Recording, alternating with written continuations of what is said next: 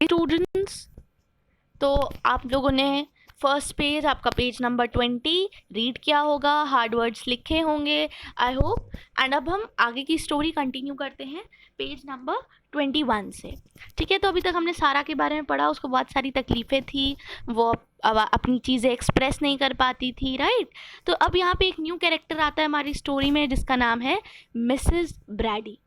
Mrs Brady क्या है, जो ऐसे बच्चे होते हैं जैसी सारा है उनकी हेल्प करती हैं वो लोग, उनके लिए एक ट्यूटर का काम करती हैं। तो मिसेस ब्रैडी क्या करती थी, सारा के घर में एक हफ्ते में 2 बार आती थी एंड उसको कुछ एक्सरसाइज करती थी, एक्सरसाइज देती थी। किस हिसाब की एक्सरसाइज आपको आगे पता चलेगा, वो कैसे सिंबल्स के थ्रू उसे समझाती थी।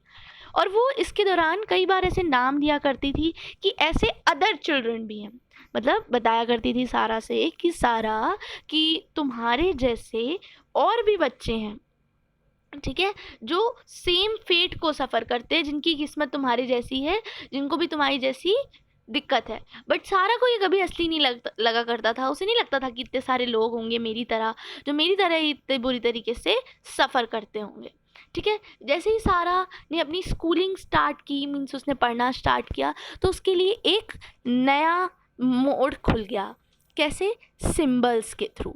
उसे पता चला कि जो चीज़ हम बोल के कम्युनिकेट करते हैं उसकी जगह किसने ले ली? सिंबल्स ने ले ली। ठीक है, जैसे हम वो जो अपने एक्सप्रेस नहीं कर पाती थी थॉट्स, वो अपने थॉट्स को एक्सप्रेस नहीं कर पाती थी दीपाली, अब क्या हुआ बच्चों, अब वो सिंबल्स के थ्रू से एक्सप्रेस करने लग गई। ये उसके लिए कैसे था, मान लीजिए एक बहुत गहरा सा टनल हो, टनल आप समझते हो ना, जिसके अंदर बहुत अंधेरा होता है, वो टनल हो एंड उससे आप बाहर निकलो, तो तब आप बाहर निकल के सूरज को देखो। कुछ ऐसा ही एक्सपीरियंस उसके पास था, उसके लिए था। ये इतने सालों से वो कुछ बोल नहीं पाती थी, अपनी चीज़ें दूसरों को एक्सप्रेस नहीं कर पाती थी। अब क्या हुआ, symbol do what talking does. अब उसकी टीचर ने क्या कहा उससे कि ये जो जो काम बोलने से होता है, जो चीज़ें बोलने से समझ में आती है, वही सिंबल से भी समझ में आएंगी। इससे वो अपने थॉट्स एक्सप्रेस कर सकती थी, क्वेश्चंस पूछ सकती थी, अपने क्वेश्चंस के आंसर्स भी ले सकती थी। ठीक है, अब भले ही सारा को पता था कि she will never be able to eliminate the existence of a wheel chair from her life और ever speak an understandable word, learning symbols give a new meaning to her life. क्या मतलब है इसका, भले ही सारा को पता था मैं कभी अपनी ज़िंदगी से ये जो व्हील चेयर है जिस पे मैं बैठती हूँ, जो व्हील चेयर थी बच्चों, मैं कभी इसे हटा नहीं पाऊँगी, ना ही मैं कभी कोई ऐसा शब्द बोल पाऊँगी जो किसी को समझ में आए।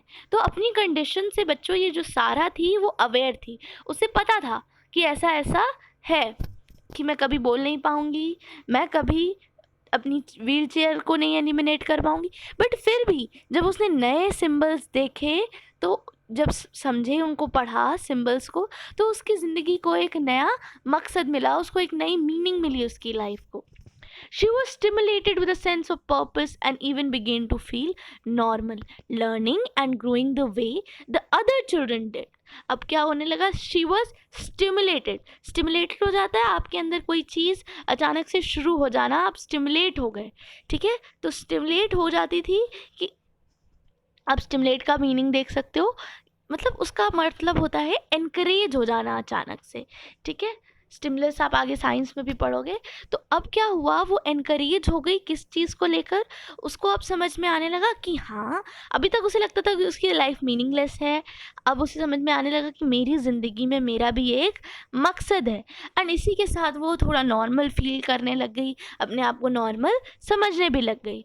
वो धीरे धीरे लर्न कर रही थी, धीरे धीरे बढ़ रही थी दूसरे बच्चों की तरह। ठीक है, इस तरीके से उसने खुद को नॉर्मल नॉर्मल समझने लग गई। ठीक है, आगे देखते हैं बच्चों। Someday even Sarah Bennett was going to be somebody. तो सोचती है किसी दिन मैं भी कुछ बन सकूंगी। सारा बेनेट क्या है बच्चों, इसका नाम है, सारा का कंप्लीट नेम है सारा बेनेट। उसे लगता है किसी दिन मैं भी कुछ बन जाऊंगी। अब उसे अपनी ज़िंदगी का एक नया मकसद, या वो नॉर्मल फील करने लगी, आप इतना कह सकते हो। ठीक है, उसकी टीचर ने क्या किया, एक सिंबल बोर्ड बनाया, उसके लिए एक सिंबल बोर्ड बनाया। तो उसमें कम से कम आपके 300 सिंबल्स थे। सारा personally chose the symbol from a set of printed simple stamps. ठीक है, तो अब उसने क्या किया, कुछ सिंबल्स को पर्सनली चूज किया जो स्टैम्प बने हुए थे उनमें से। The symbols were arrange in different categories to make the use easier. अब ये सिंबल्स क्या हैं, कैसे वो यूज़ करती थी, इस सब के बारे में हम अपने नेक्स्ट सेशन में पढ़ेंगे।